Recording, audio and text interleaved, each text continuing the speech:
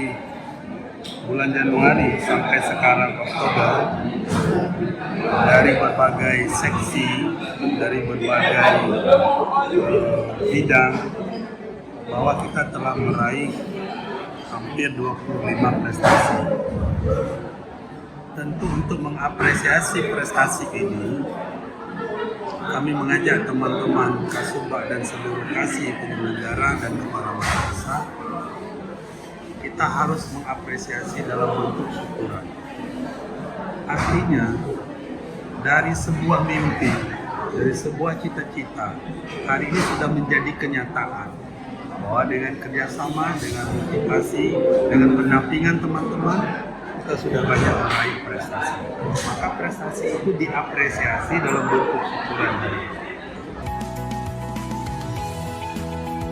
Nah, saya yakin dengan kekompakan, dengan keteladanan, ketekunan, dan ketelitian teman-teman untuk terus membuat kader-kader kita berprestasi.